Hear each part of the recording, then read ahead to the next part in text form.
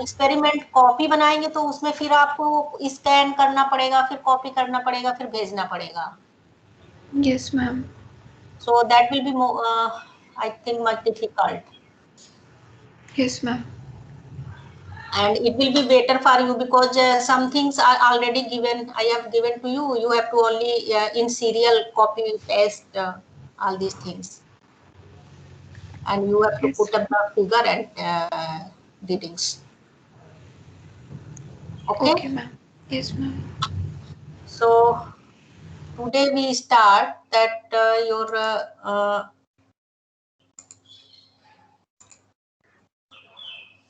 RTD studies in packed bed reactors.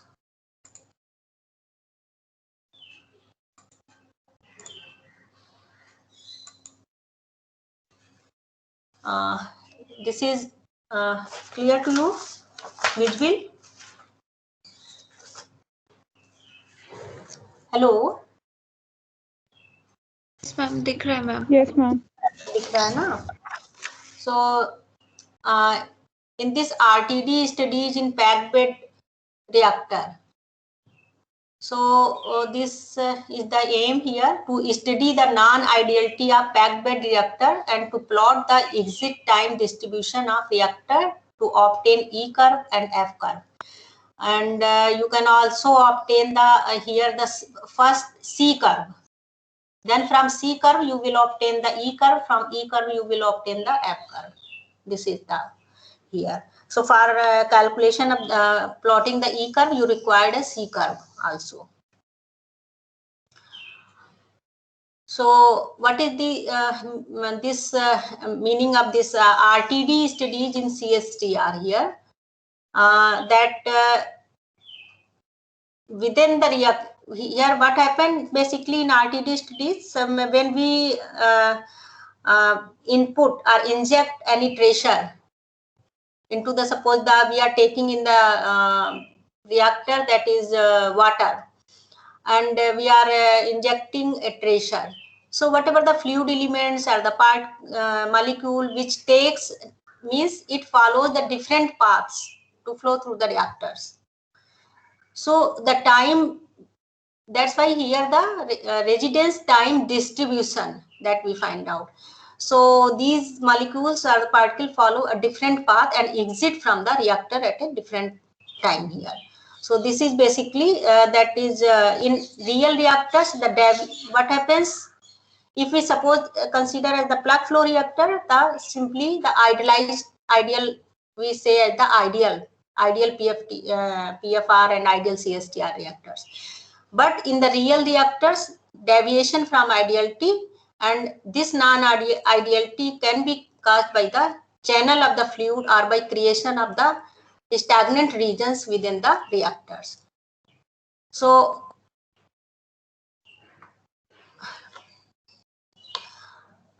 here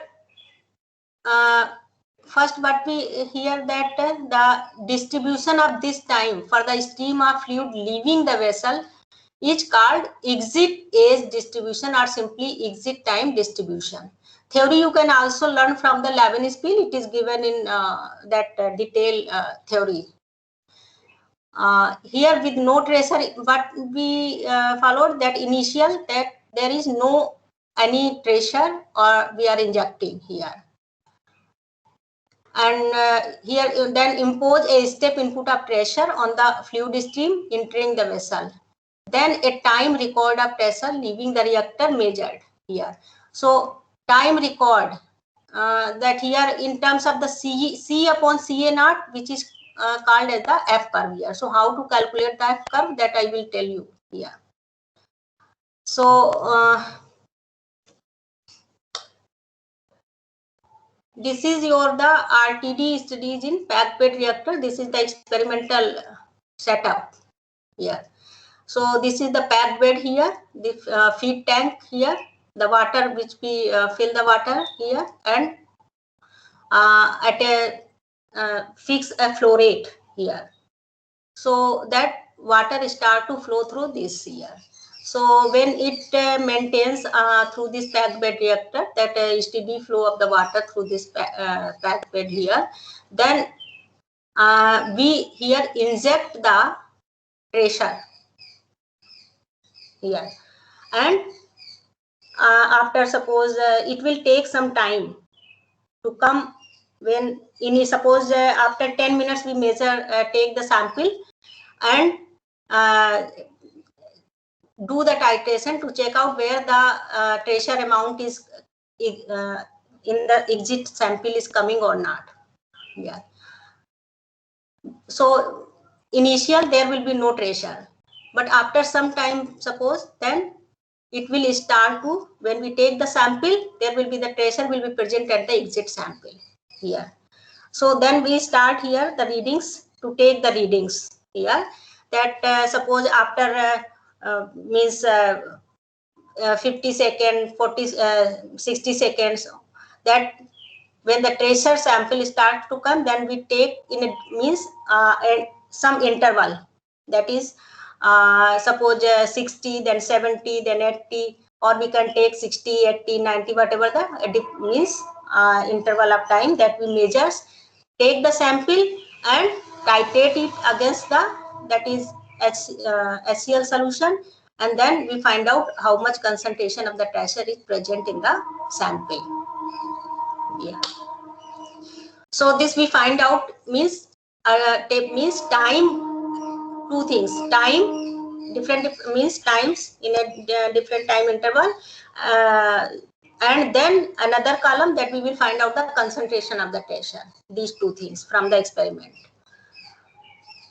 So here we prepare इतने time yeah. तक tracer का amount रहेगा उसमें, मतलब जितना आ, टाइम बता रहे हम 60 फ्लोरेट सेकंड। फिक्स करेंगे कि कितने अमाउंट तक हमारी प्रेशर कंसंट्रेशन इसमें आ रही है। बहुत जैसे हम ले रहे हैं कि सपोज शुरू में हमने आफ्टर 20 सेकंड लिया, तो आफ्टर 20 सेकंड हमने स्टॉप वॉच ऑन के सैंपल लिया, then we titrate it against HCl solution, then we find out that there is means zero volume of the HCl is coming to use here.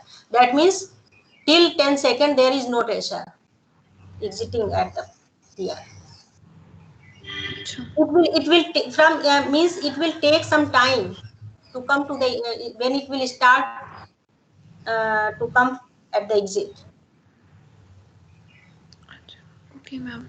शुरू में थोड़ा सा time period हमें gap होगा, जैसे हमारा T is equal to 0, then after 20, 30, it depends on the whatever the flow rate हम कम रखते हैं, बहुत कम, so it depends on the how much that is depends on the flow rate which we initial time it takes place, means after 10 second, 20 second, 30 second, whatever. Okay ma'am. So here we prepare 0.1 we required two solutions. One is that we required 0.5 normal sodium hydroxide solution, and this 0.5 normal sodium hydroxide solution, this we use as a tracer also into the reactor. NaOH solution as a tracer here. So this we make 0.5 normal sodium hydroxide solution and take 10 ml of the and inject in here from the into the packed bed from the top. Okay. We prepare 0.05 normal HCl solution. ये आप normality आप अपने हिसाब से मतलब कुछ मतलब 0.05 या 0.1 नॉर्मल जो भी है आप बना सकते हैं, according to that the value will come. Okay, so we have taken here according to the manual, that is 0.05 normal HCl solutions. Now we have to standardize these solutions here. So how we will we do the standardize means this is we are making the 0.5 normal sodium hydroxide solutions. So what standard for the standardization of NaOH, we require the oxalic acid solution. So oxalic acid और HCl का क्या need है? oxalic acid आपका solid है basically. How much this known normality of the oxalic acid solution we make here. For standardisation of this NaOH solution, जब भी हम कोई टाइट्रेशन करते हैं तो NaOH सोल्यूशन बनाते हैं तो उसकी स्टैंडर्ड हमने सपोज 0.5 बना रहे हैं, but what is the actual normality of the solution which is coming, that this we find out from this N1V1 is equal to N2V2. तो मैम ऑक्सैलिक एसिड ही क्यों लिया, मतलब ये ऑक्सैलिक एसिड का आपका पाउडर फॉर्म में रहता है और इस स्टैंडर्ड इसका आप जो कितने ग्राम हमने लेना है उस हिसाब से हम उसकी नॉर्मेलिटी का फिक्स सोल्यूशन बनाते हैं। तो मैम कोई और इसकी जगह नहीं ले सकते ऑक्सैलिक एसिड की जगह? ऑक्सैलिक एसिड NaOH में तुम्हारा थोड़ा सा जैसे लेते हैं, मॉइस्चर बहुत जल्दी एब्जॉर्ब कर लेता है, हाइग्रोस्कोपिक टाइप से होता है आपका, तो आप जितना क्वांटिटी ले रहे हैं उससे हो सकता है कि कम, जो हम वेट कर रहे हैं वो कम हो, क्योंकि आप जब भी उसको खुला छोड़िए एकदम मॉइस्चर वो कर लेता है आपका। अच्छा, तो मतलब जब एक भी तरह आप से कहीं भी आपने ज्यादातर आपने जो भी टाइट्रेशन किए होंगे वैसे भी, तो जब हम NaOH का स्टैंडर्डाइजेशन करते हैं तो ऑक्सैलिक एसिड हमारा पाउडर फॉर्म में रहता है फ्लास्क में। अच्छा, ओके। इसको हम वेट कर लेते हैं ऑक्सैलिक एसिड का सोल्यूशन, और इसका फिर कितना वेट रिक्वायर्ड होगा नॉर्मेलिटी के हिसाब से, नॉन नॉर्मेलिटी, तो N1V1 हमारा पता हो गया, N2V2, उसके फिर इसको हम टाइट्रेट करते हैं, तो from N1V1 is equal to N2V2 that we find out what is the exact normality of NaOH solution. So जब हमें NaOH की एग्जैक्ट नॉर्मेलिटी मिल गई, then from this NaOH we can standardize the HCl solution here. HCl लेने का कोई specific reason है? Acid based titration कर रहे हैं बेसिकली। अच्छा, तो एसिड कोई और नहीं ले सकते? नहीं, ये हमारा स्ट्रॉन्ग एसिड है ना, HCl और स्ट्रॉन्ग NaOH है, तो एक एसिड बेस्ड टाइट्रेशन के पर्पस से हम ले रहे हैं इसमें, ठीक है।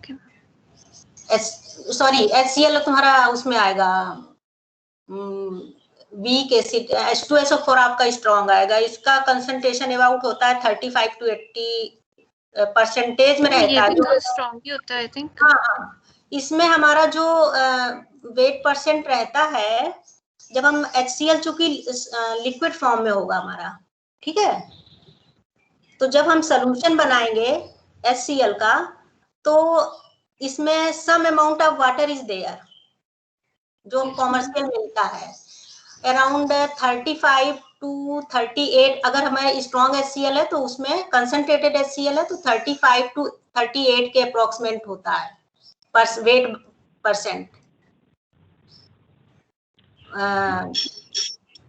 प्रेजेंट HCl एक्चुअल कंसंट्रेटेड में। तो ये डाइल्यूट लिया कंसंट्रेटेड नहीं, जो हमारा, हम तो इसको डाइल्यूट करके बनाएंगे ना अपनी नॉर्मेलिटी के हिसाब से, जो मार्केट में अवेलेबल जो हमारा फ्लास्क में आता है सोल्यूशन, वो कंसंट्रेटेड HCl लिखा होता है, उस जब जो कंसंट्रेटेड HCl लिखा होता है उसमें भी 35 to 38% बाय वेट HCl होता है। Means some amount of water is there aqueous आपका 35, और अगर मतलब जो डाइल्यूट HCl जो फ्लास्क में आता है जिसको, उसका 32 समथिंग होता है आपका, 30 से स्टार्ट होता है, 28-30 अप्रोक्सीमेट। तो हमें चूंकि इसमें already some amount of water है ना, तो हमें उस हिसाब से कितना ml लेना है, फ्लास्क में आपकी डेंसिटी दी हुई होगी, तो उसके हिसाब से H2SO4 नहीं ले सकते? H2SO4 तो तुम्हारा एक्सपेरिमेंट कर पाओगे उससे? हाँ, ये भी है। कहीं जरा सा भी आपका तो बहुत डेंजरस हो जाएगा। Yes ma'am. नहीं हो जाएगा, इसलिए HCl ही लैब में हम टाइट्रेशन में यूज करते हैं।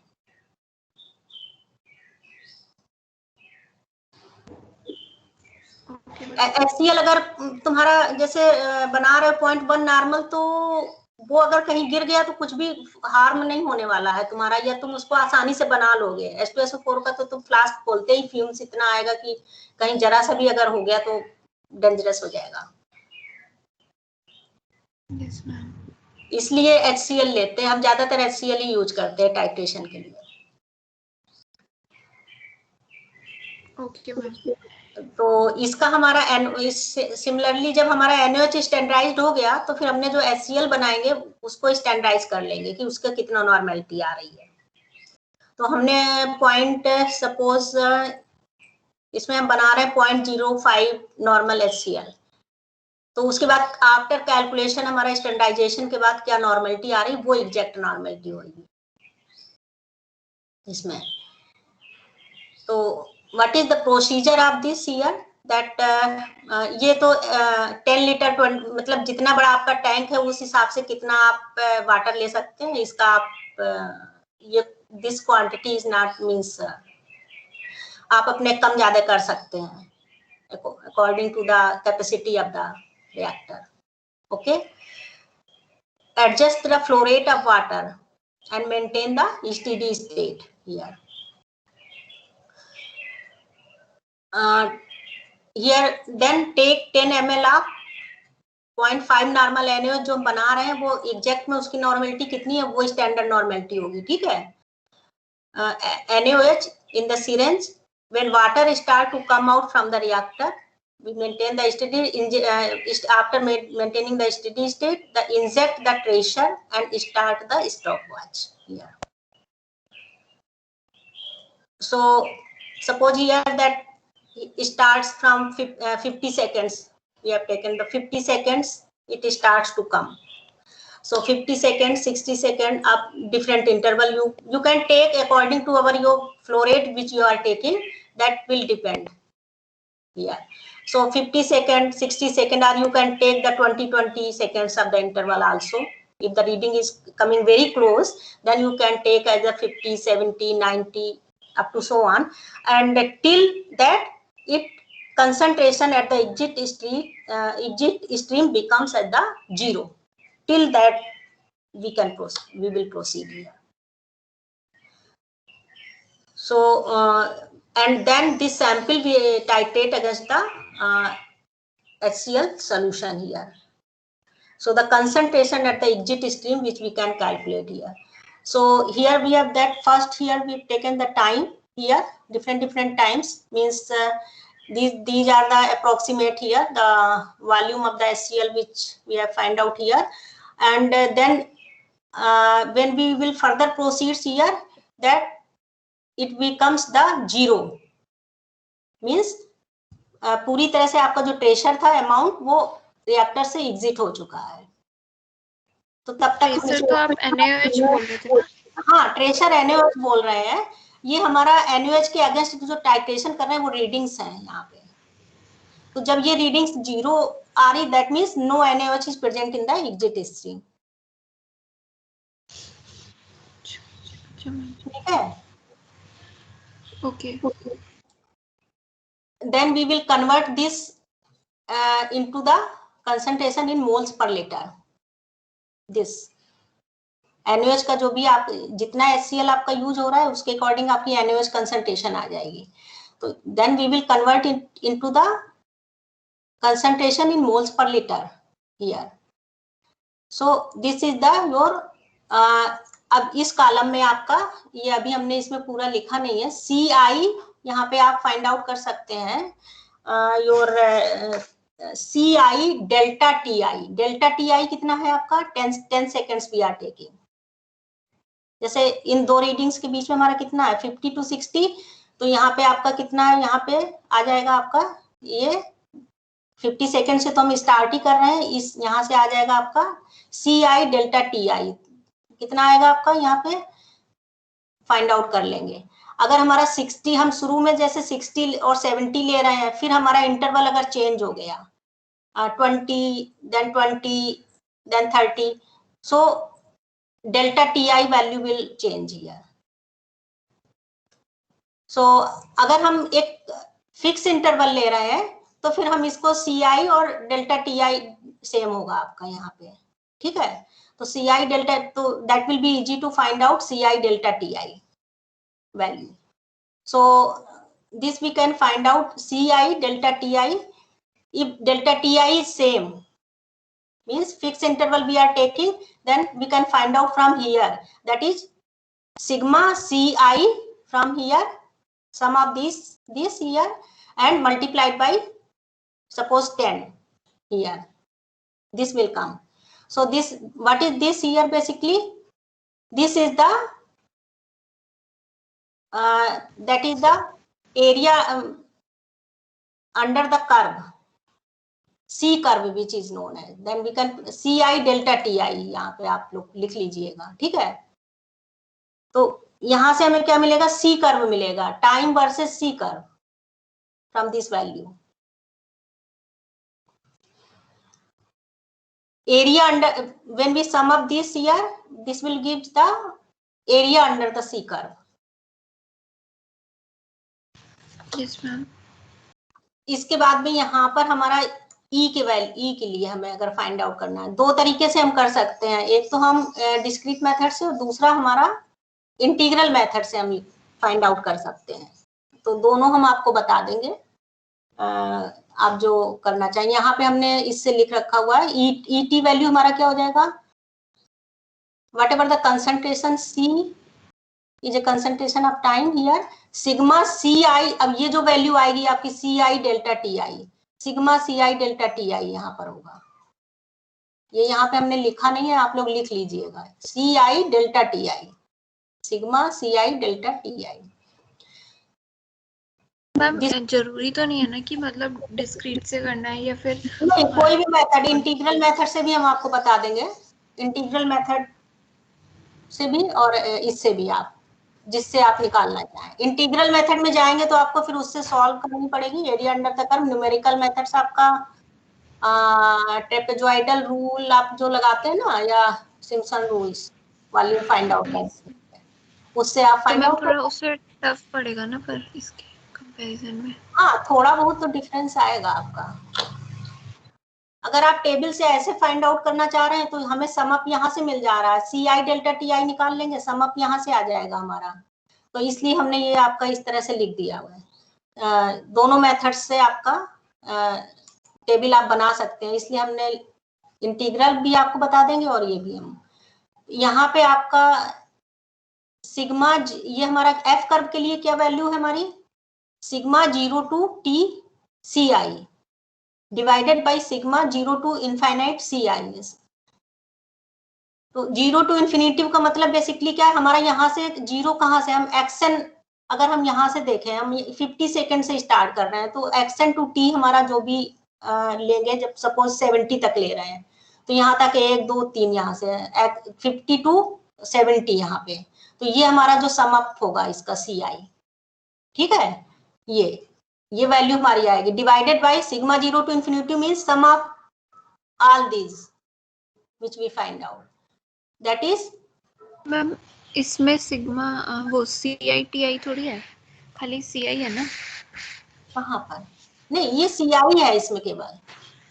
एफ कर्व जब आप प्लॉट कर रहे हैं तो यहाँ पे केवल CI है, C नॉट आपका था ना एफ कर्व के लिए, तो यहाँ सिग्मा 0 to 2 जो भी आप वैल्यू लेते जाएंगे, जैसे सपोज ये 50 है यहाँ पे आपका, ठीक है। तो अब यहाँ पे आपका 0 से, यहाँ 50 से हमारा ये ग्राफ स्टार्ट होगा, इनिशियल टाइम हमारा 50 से है, वहां से फिर 0 0 से स्टार्ट होगा कर्व। तो यहाँ पे आपका CI का मतलब है कि यहाँ पे हमने अगर 70 पे लिया तो ये वैल्यू और ये वैल्यू ऐड हो जाएगी आपकी, यहाँ पर आ जाएगी, इसलिए सिग्मा लिखा हुआ है, ठीक है। डिवाइडेड बाई 0 to इन्फिनिटी का मीन्स आल पूरा आपका जो x0 to x, यहाँ से अगर आप एक्शन लेते हैं या x0 जो भी, यहाँ से xn तक आपका टोटल जितना है इन्फिनिटी करके जो लिखा हुआ है, तो यहाँ से ये total sum of this divide होगा यहाँ पे, तो यहाँ से आपकी f वैल्यू मिलेगी। Now you can plot the time versus E on the horizontal axis, time vertical, and T on the your horizontal axis। तो ये आपका हो गया E कर्व। इसी तरह से आप जब टाइम वर्सेस CI डेल्टा यहाँ पे करेंगे, CI डेल्टा TI, तो ये आपका C कर्व होगा, और यहाँ से आपका ये F कर्व होगा, ये जो वैल्यू मिलेंगी F कर्व प्लॉट करेंगे। और TI CI की वैल्यू हमने फाइंड आउट किया further to find out the mean residence time and variance, इसलिए हमने ये वैल्यू लिखी हुई है कॉलम में, we required this.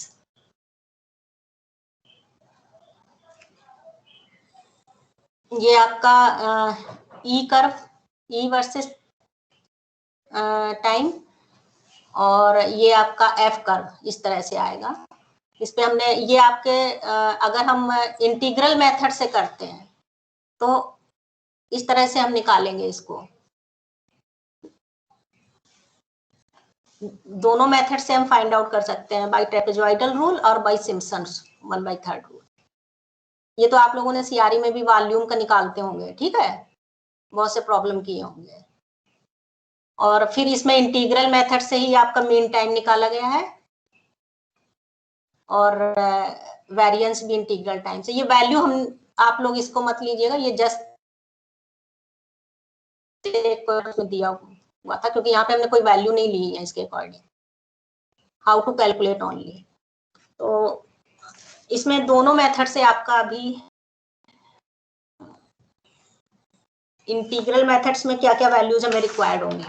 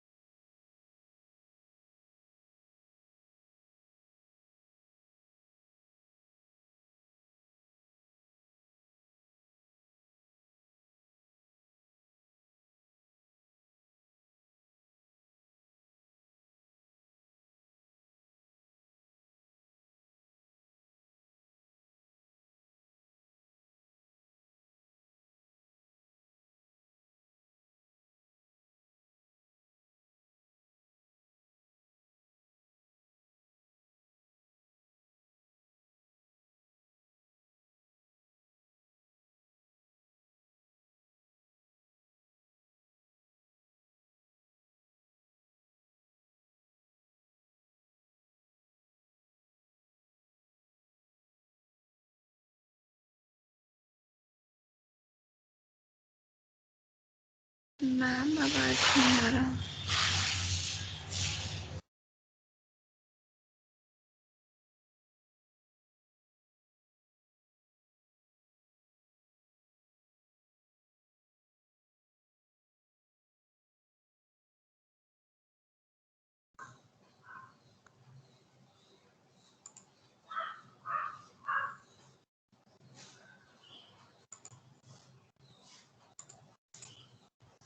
Hello, yes ma'am, yes ma'am. तो area under the C curve मतलब C versus time T when you plot here आपका। So so this is area either that we can find out sigma ci delta ti here, or this we consider here as 0 to infinity ct dt. So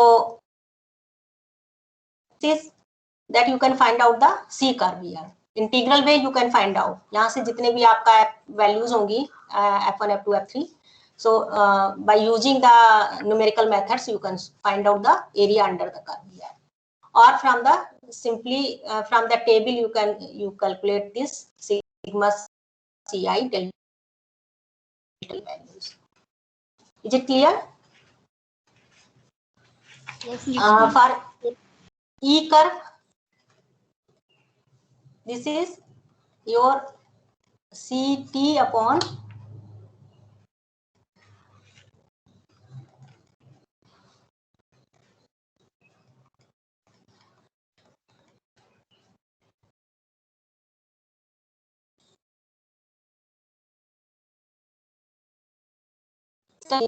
upon sigma Ci delta Ti. That's why we have taken one column, that Ci delta Ti there. Okay. So particular this CT values and then divided by sigma. So one column we have mentioned here, Ci delta Ti. Then we can find out sigma Ci delta Ti. Or from here, this value you can also,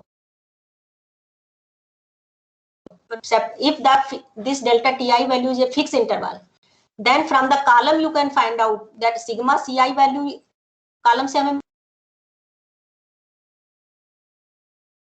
suppose 10 second, तो फिर हमें इस column की need नहीं होगी. लेकिन अगर fix interval नहीं है तो हर बार हमें ये डेल्टा टी आई वैल्यू देनी पड़ेगी. तो whatever we are taking, if you are taking the fix. Ma'am आपकी आवाज बीच में ब्रेक बहुत हो रही है. If we are taking a fixed interval of time, suppose 10 seconds, so sigma Ci with that we can find out from the sum of the values and then multiplied by this. But if it is not a fixed interval, then we will find out in a separate column that Ci delta Ti for each value. Then we will take as a sum of this column value Ci delta Ti. ठीक है?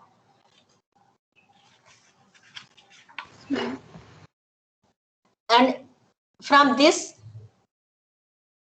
Ct delta T, this is from the C curve. ठीक है?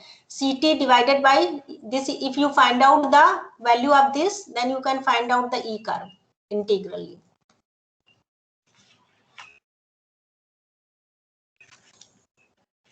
So area under the E curve, that is कितना हो जाएगा आपका? This we can write here.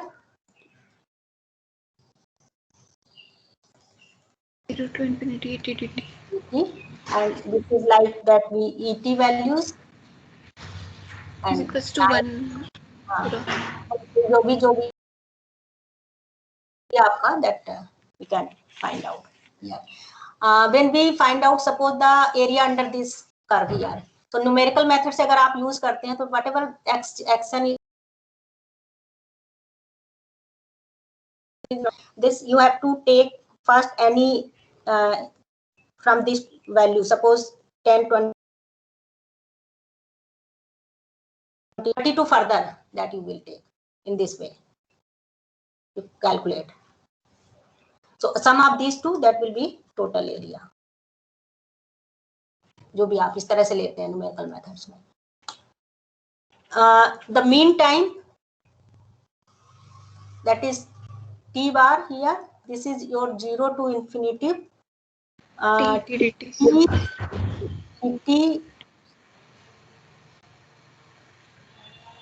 dt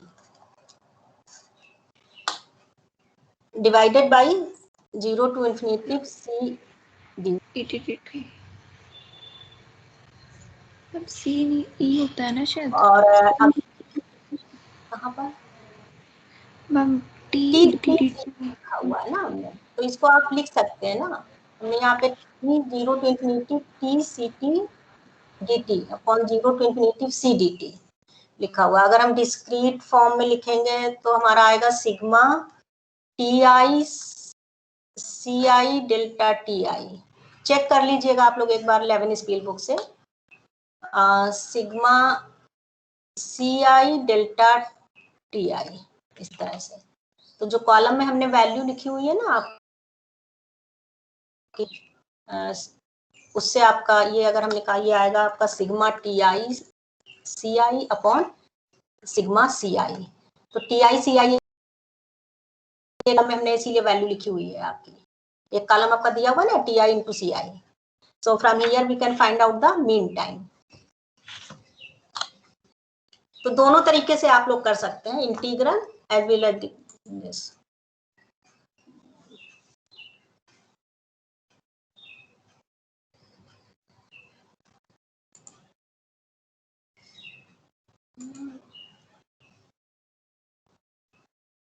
आपका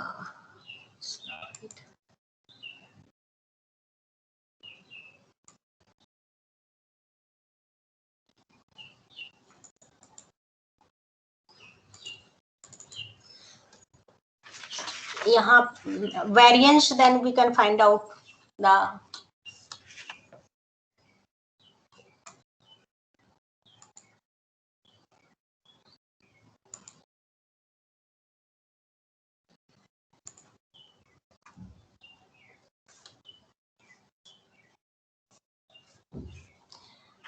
variance. We can find out that your sigma square is equal to sigma ti square ci delta ti upon sigma ci delta ti. That's why in one column we have taken as ti square ci. Ye column, that column we have given into the observation table. So from there that we can find out sigma ti square ci, sum of that, and then multiplied by delta ti. Here this minus t bar square, the mean time which we have find out. So this we can find out the variance, that is sigma ti square ci upon sigma ci minus this mean time, which we have find out here, the mean time. So this is your so f curve, for the f curve, that this is sigma 0 to t ci or the ct जो भी आप हैं, this is a function of basically time divided by sigma 0 to infinity ct or ci, whatever you want to write. Yeah. So यहाँ पे हमारा क्या हो जाएगा, ये कैसे निकालना है, ये क्लियर हो गया टेबल से? मैम किसी पर्टिकुलर टाइम तक के लिए निकालेंगे ना, जैसे अगर 50 सेकंड के लिए वहां तो तक वही सब लेंगे। क्यूमुलेटिव करते जाएंगे वैल्यूज का, दिस पर्टिकुलर टाइम का। सपोज कि 60 देन 70, तो 6 ऊपर वाली आपकी जुड़ जाएंगी। हाँ, मतलब अगर 70 तक निकालना है तो मतलब 50, 60, 70 हाँ, वाला तो लेंगे। 80 वाले में आपकी उसके आगे की ऊपर वाली सब जुड़ करके 80 तक जुड़ जाएंगे। हाँ, ठीक है, ठीक है। और ये आपका टोटल सम है। आपका एफ कर्व, हम एफ कर्व ड्रा कर सकते हैं, FT versus time. So we have to draw the first start from the C curve, then from C curve we can find out E curve.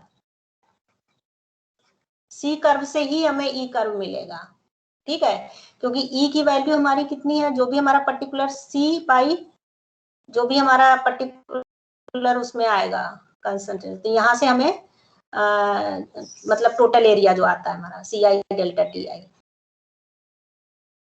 हमारा C curve से ही ई curve हमें मिलेगा। C curve अगर हमने find out कर लिया तो ई curve मिल जाएगा, ई कर्व से फिर F curve. All these curves are related to each other. So in your that this is your aim to draw the C curve, E curve and F curve and find the mean residence time and variance. So this is your experiment.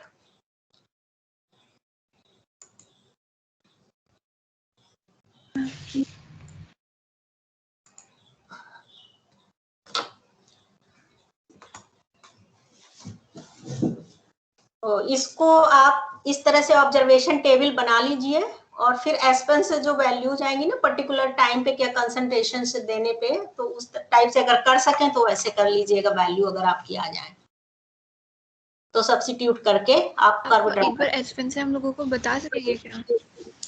एसपेन का अभी sir सिखा रहे हैं ना आप एसपेन का, तो उसमें अगर मैम क्योंकि इतना तुम लोग एक बार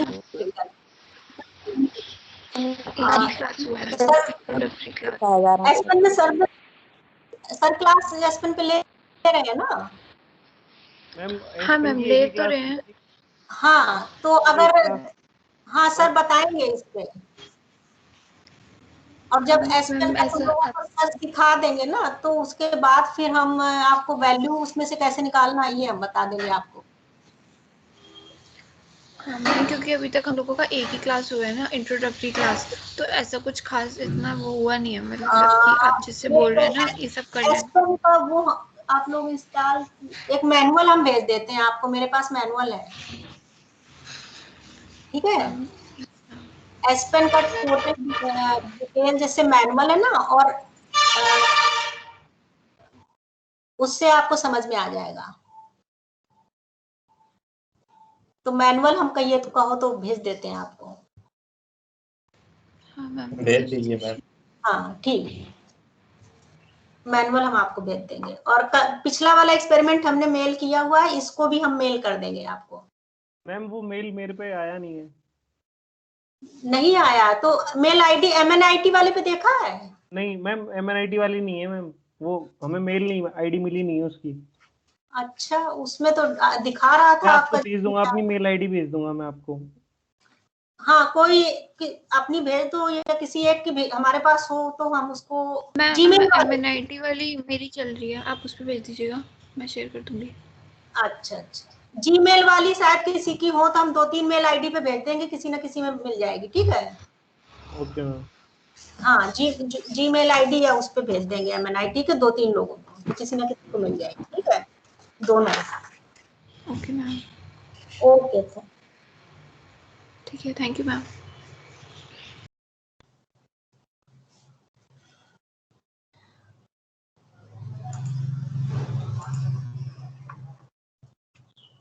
okay now you may leave. Okay ma'am. Thank you ma'am. Okay ma'am, thank you.